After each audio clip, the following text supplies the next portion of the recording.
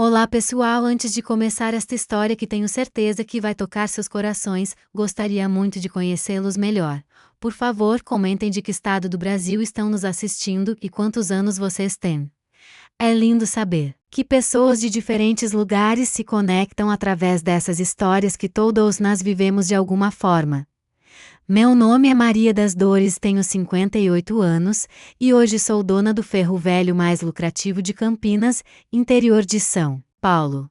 Mas há 10 anos, eu era apenas mais uma mulher invisível catando latinhas nas ruas para sobreviver. Cada latinha que encontrava representava não apenas alguns centavos, mas também uma humilhação que carregava no peito como um peso que parecia nunca diminuir. Minha história começou a desmoronar quando meu marido Antônio morreu num acidente de trabalho na construção civil. Em uma manhã de terça-feira, ele saiu de casa como sempre, me deu um beijo na testa e disse até logo, Dora. Nunca mais voltou. Um andaime mal montado, uma queda de 15 metros e minha vida inteira mudou para sempre. Antônio era pedreiro há 25 anos, um homem honesto que nunca faltou um dia de trabalho, que sustentava nossa família com dignidade. Ficamos eu e meus 2 filhos, Rodrigo, que tinha 15 anos na época, e Ana Paula, de 12. Antônio não tinha seguro de vida. A empresa tentou se eximir da responsabilidade, alegando que foi imprudência do funcionário, e o INSS demorou meses para liberar a pensão por morte. Enquanto isso, as contas continuavam chegando, a geladeira foi ficando vazia e o desespero bateu na nossa porta como um vendedor insistente. Eu havia trabalhado a vida toda como doméstica, mas sempre de forma irregular, sem carteira assinada. Quando comecei a procurar emprego depois da morte do Antônio, descobri que aos 48 anos, sem ensino médio completo e sem experiência formal comprovada, o mercado de trabalho não tinha lugar para mim. A senhora tem alguma referência? Perguntavam nas entrevistas. A senhora tem experiência em que área? Como explicar 25 anos cuidando de casa e filhos? Foi minha vizinha, Dona Neuza, que me deu a ideia que mudaria minha vida. Embora na época não parecesse nada além de um desespero compartilhado. Dora, ela me disse, tem muita gente ganhando um dinheirinho catando material reciclável. Não é muito, mas é alguma coisa. A princípio, a ideia me horrorizou. Eu, que sempre fui uma pessoa digna, trabalhadora, respeitável, andando pelas ruas com um carrinho catando lixo. Mas quando o dinheiro da pensão ainda não havia saído e eu vi meus filhos passarem o dia inteiro só com café e pão, o orgulho deixou de ser um luxo que eu podia me dar. Na madrugada de uma quinta-feira, peguei um saco plástico e saí às ruas do meu bairro, o Jardim Campos Elíseos, começando minha nova vida como catadora de materiais recicláveis. A primeira latinha que encontrei estava amassada no meio-fio, suja de terra e resto de refrigerante. Quando me abaixei para pegá-la, senti como se estivesse perdendo um pedaço da minha dignidade. Mas também senti que estava lutando pela sobrevivência dos meus filhos, e isso era mais importante que qualquer constrangimento pessoal. Guardei aquela latinha no saco como se fosse um tesouro, porque na verdade era. Representava a diferença entre meus filhos comerem ou não naquele dia. Os primeiros meses foram os mais difíceis da minha vida. Acordava às 5 da manhã, antes do movimento das ruas para catar material sem que muita gente me visse. Conhecia quase todo mundo no bairro, havia morado ali por 15 anos e a vergonha de ser vista naquela situação me consumia. Mas a fome dos meus filhos era maior que a vergonha. Então continuava a descobrir rapidamente que não eram apenas as latinhas que tinham valor, garrafas PET, papelão, ferro, cobre, plásticos diversos e tudo tinha um preço no ferro velho do seu João lá na Vila Industrial. Comecei a estudar os tipos de material, seus valores, os melhores lugares para encontrar cada tipo. Desenvolveu uma expertise que nunca imaginei que teria. Sabia distinguir tipos de plástico pelo som que faziam, identificava metais pelo peso e pela cor, O ferro velho do seu João era um lugar sombrio e barulhento, onde dezenas de catadores vendiam seus materiais diariamente. Seu João era um homem áspero que tratava todos os catadores com desdém, como se estivesse fazendo um favor comprando nosso material. Isso aqui está sujo demais, reclamava, descontando do peso. Esse papelão está molhado, diminuía o valor. Sempre encontrava uma forma de pagar menos do que o material valia. Mas eu precisava daquele dinheiro, então engolia as humilhações e aceitava os preços que ele oferecia. Com o tempo, comecei a observar como funcionava o negócio dele. Chegavam caminhões de empresas trazendo material reciclável limpo e separado, que ele pagava bem mais caro por quilo. Ele revendia tudo para empresas maiores na capital, com lucros que imaginei serem consideráveis. As humilhações nas ruas eram constantes. Certa vez, estava catando numa rua do centro quando passou uma mulher que eu conhecia da época em que trabalhava numa casa de família no bairro Nobre. Meu Deus, é a Maria? O que você está fazendo? A forma como ela falou, misturando pena e nojo, me fez querer desaparecer. Estou trabalhando, respondi com a dignidade que me restava. Ah, que pena. Se precisar de alguma coisa. Mas nunca apareceu para ajudar de verdade. Rodrigo e Ana Paula sabiam da nossa situação, mas tentavam me proteger.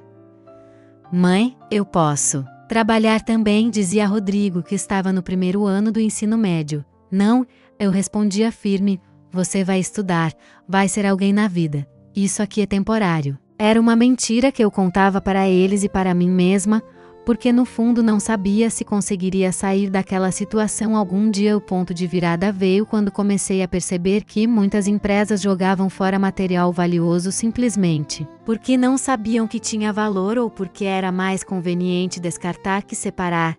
Comecei a visitar estabelecimentos comerciais, restaurantes, oficinas, oferecendo-me para retirar gratuitamente o material reciclável deles. Senhora, a gente paga para o caminhão de lixo levar isso, me dizia um dono de oficina. Eu levo de graça e ainda limpo tudo para vocês. Eu propunha aos poucos construir uma rede de fornecedores, pequenos comerciantes que separavam material para mim. Em troca, eu oferecia um serviço: retirada gratuita, limpeza do local, pontualidade. Alguns chegavam até a me dar água gelada ou um lanche quando eu passava para coletar. Estavam me vendo não como uma pedinte, mas como uma prestadora de serviços. Agora me encantaria que se inscrevessem no nosso canal se esta história está tocando vocês, e por favor me deixem saber nos comentários que nota dariam de 0 a 10 para esta história. Seus comentários e apoio significam muito para mim e me ajudam a continuar compartilhando essas histórias que nos conectam como família. Depois de 2 anos catando material, eu já tinha uma renda mensal que, embora modesta, nos permitia viver com um pouco mais de dignidade. Rodrigo estava indo bem na escola, Ana Paula também. A pensão do INSS havia finalmente saído, o que dava uma segurança adicional. Mas eu havia aprendido uma lição valiosa. Não podia depender apenas de uma fonte de renda. O material reciclável havia se tornado minha independência financeira. O problema era que eu ainda dependia do humor e dos preços do seu João no ferro velho. Ele sabia que nós catadores não tínhamos muitas opções, então abusava da nossa necessidade. Um dia, ele tentou me pagar metade do valor combinado por uma carga de cobre que eu havia conseguido numa reforma de casa. O preço caiu e ele mentiu descaradamente. Se não quiser vender, pode levar embora. Naquela noite cheguei em casa revoltada e comecei a fazer contas. Em 2 anos catando material, eu havia desenvolvido um conhecimento profundo sobre valores, fornecedores, tipos de material, mercado. Conhecia dezenas de catadores, sabia onde conseguir material de qualidade, entendia a demanda das empresas recicladoras. Porque eu não podia ter meu próprio ferro velho? A ideia parecia absurda no início. Eu, uma mulher pobre, sem dinheiro para investimento, competir com estabelecimentos já consolidados? Mas quanto mais pensava, Mas a ideia fazia sentido. Eu trataria os catadores com dignidade, pagaria preços justos, ofereceria um serviço melhor. Conhecia o mercado de uma perspectiva que os donos de ferro velho tradicionais não conheciam, a perspectiva de quem realmente trabalha com o material. Comecei, pequeno, muito pequeno, com o dinheiro que havia conseguido economizar. Em 2 anos de trabalho, cerca de R$ 3.000, aluguei um terreno pequeno na periferia da cidade. Era um local humilde, mas tinha o que eu precisava: espaço para armazenar material e uma localização acessível para os catadores. Não tinha escritório, não tinha balança eletrônica moderna, não tinha caminhão. Tinha apenas determinação e conhecimento. Minha estratégia era simples: tratar os catadores como parceiros, não como estorvo. Pagava preços justos, não tentava enganar ninguém, oferecia café e água gelada para quem vinha vender material. Palavra espalhou rapidamente na comunidade de catadores. Na Maria da Feira, como começaram a me chamar, você era tratado com respeito. Os primeiros meses foram de subsistência pura. Eu comprava material dos catadores durante a semana e revendia para empresas maiores no final da semana. A margem de lucro era pequena, mas suficiente para me manter no negócio. Rodrigo, que já tinha 17 anos, começou a me ajudar depois da escola, aprendendo sobre pesagem, classificação de materiais, atendimento ao cliente. O crescimento veio gradualmente. Catadores que antes vendiam para outros ferro velho começaram a vir para o meu. Empresas pequenas começaram a me procurar porque eu oferecia coleta personalizada e preços competitivos. Minha reputação de honestidade começou a se espalhar, e isso, descobri, vale mais que qualquer propaganda cara a Ana Paula, que sempre foi boa com números. Começou a me ajudar com a contabilidade básica. Mãe, você precisa formalizar o negócio, ela me disse quando estava terminando o ensino médio. Precisa ter CNPJ, nota fiscal, tudo certinho. Ela estava certa. Para crescer de verdade, eu precisava sair da informalidade. A formalização foi um desafio. Burocracia, taxas, exigências que eu mal entendia. Mas com a ajuda de um contador que concordou em me cobrar um preço simbólico, em troca de eu coletar gratuitamente o material reciclável do escritório dele, consegui regularizar tudo. Ferro Velho e Reciclagem Dorisvda era o nome oficial da minha empresa. O negócio realmente decolou quando comecei a oferecer serviços diferenciados. Em vez de apenas comprar material, comecei a oferecer coleta empresarial com certificado de destinação ambientalmente correta. Muitas empresas precisavam comprovar que estavam descartando resíduos de forma responsável, e eu podia oferecer isso. Era um nicho que os ferro-velhos tradicionais não exploravam. Investi em uma balança eletrônica moderna, um computador para emitir certificados, uniformes para os funcionários que comecei a contratar. Tudo muito simples, mas profissional. A diferença no tratamento que os clientes recebiam era notável. Aqui a gente é tratado como gente, me disse uma catadora veterana que havia trabalhado com o seu João por 10 anos. 5 anos depois de abrir meu ferro velho, eu já tinha 15 funcionários, 3 caminhões para coleta e contratos fixos com mais de 50 empresas da região. O terreno que eu alugava foi posto à venda e consegui comprá-lo. Construí um escritório, modernizei as instalações, expandi o espaço de armazenamento. Rodrigo se formou em administração e veio trabalhar comigo oficialmente. Ana Paula escolheu engenharia ambiental inspirada pelo trabalho que fazíamos. Mãe, ela me disse: quero especializar em gestão de resíduos. Nosso negócio pode crescer muito mais. E ela estava certa. Com o conhecimento técnico dela e minha experiência prática, começamos a desenvolver projetos de gestão de resíduos para empresas grandes. O seu João, que um dia me humilhou pagando preços injustos, veio me procurar 2 anos atrás. Seu ferro velho estava em dificuldades, perdendo clientes para estabelecimentos mais modernos e eficientes. Maria, ele me disse, com uma humildade que nunca tinha visto nele, você não estaria interessada em comprar meu negócio? A ironia. da situação não passou despercebida. Comprei o ferro velho dele por um preço justo, mas firme. Renovei completamente as instalações, mantive os funcionários que quiseram ficar e implementei os mesmos padrões de atendimento e honestidade que haviam feito meu negócio prosperar. Hoje sou dona dos 2 maiores ferro-velhos da região, emprego 42 pessoas e tenho uma receita anual que jamais imaginei ser possível. Mas o mais importante não são os números.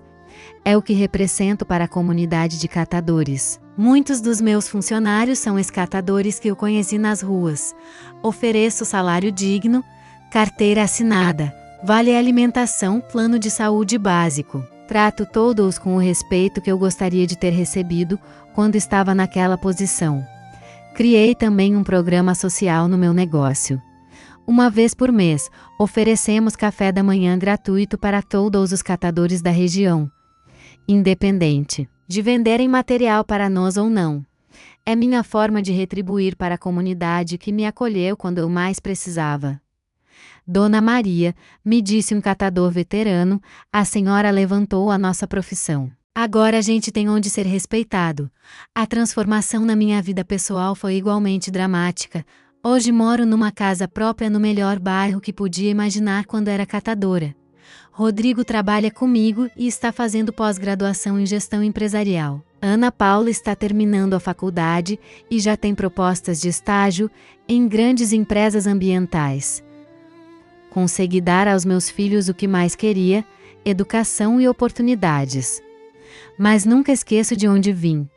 Na parede do meu escritório, tenho emoldurada a primeira latinha que catei, aquela que estava suja no meio-fio 10 anos atrás. É meu lembrete diário de que cada pequena ação pode ser o início de uma grande transformação. Cada latinha foi realmente uma lágrima, mas hoje são minha coroa de vitória.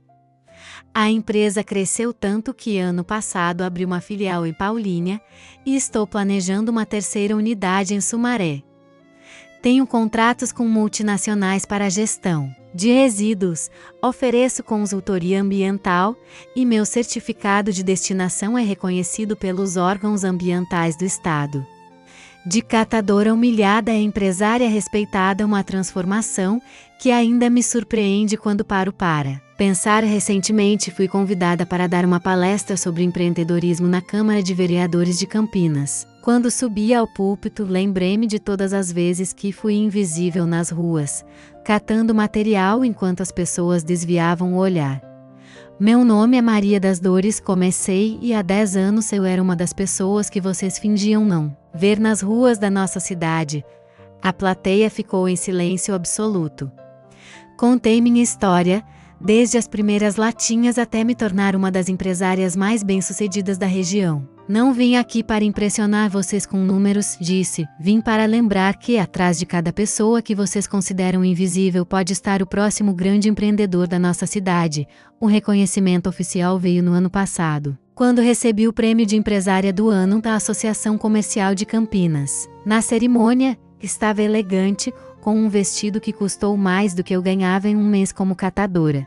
Mas na minha bolsa, levava uma foto daqueles primeiros dias, quando catava latinha com um saco plástico furado. Quero dedicar este prêmio, disse no discurso, a todos os catadores de material reciclável do Brasil, pessoas trabalhadoras e dignas que merecem respeito, não piedade. E quero dizer para qualquer pessoa que esteja passando por dificuldades, cada final pode ser um novo começo, cada humilhação pode ser o combustível para a sua transformação. Hoje, quando vejo catadores nas ruas, não sinto pena. Sinto respeito. Sei que muitos deles têm histórias como a minha, conhecimento como o meu, potencial como eu tinha. A diferença é a oportunidade, e uma das missões da minha empresa é criar essas oportunidades sempre que possível. Meu negócio não é apenas sobre lucro, embora seja lucrativo. É sobre dignidade, sobre dar valor ao trabalho de pessoas que a sociedade considera descartáveis, sobre mostrar que sustentabilidade e responsabilidade social podem andar juntas com sucesso empresarial. Cada tonelada de material que processamos é uma tonelada que não vai parar em aterro sanitário. além de gerar renda para dezenas de famílias. Rodrigo às vezes me pergunta se não sinto raiva das pessoas que me humilharam no passado. Mãe, você não quer provar para aquelas pessoas que te olhavam com nojo que você venceu?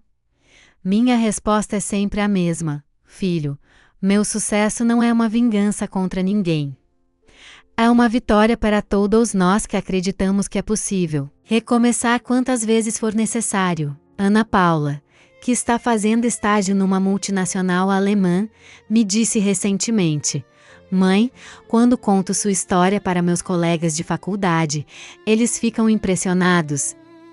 Dizem que você é um exemplo de resiliência e visão empresarial. É estranho pensar que o que para mim foi pura necessidade de sobrevivência pode ser visto como estratégia empresarial inovadora. O ferro velho mais lucrativo da cidade nasceu da necessidade, cresceu com dignidade e hoje prospera com propósito. Não é apenas um negócio, é a prova concreta de que não importa quão baixo você tenha chegado, sempre é possível se levantar, se reinventar e transformar sua dor em poder, sua humilhação em motivação, suas lágrimas em conquistas. Cada manhã, quando chego ao meu escritório e vejo o movimento do pátio, os caminhões saindo para a coleta, os funcionários trabalhando com dignidade, lembro-me de que tudo começou com uma latinha amassada no meio-fio. E penso: se eu conseguir transformar latinhas em uma empresa de milhões, imaginem o que outras pessoas consideradas invisíveis podem conseguir quando eu esbemo uma oportunidade. Esta é minha história, uma história de recomeço, dignidade e transformação. Espero que encontrem nela a inspiração para nunca desistir dos seus sonhos, não importa quão impossíveis pareçam. Porque às vezes, nossos maiores triunfos nascem dos nossos momentos mais difíceis, e nossa coroa de vitória é feita exatamente daquilo que um dia foram nossas lágrimas.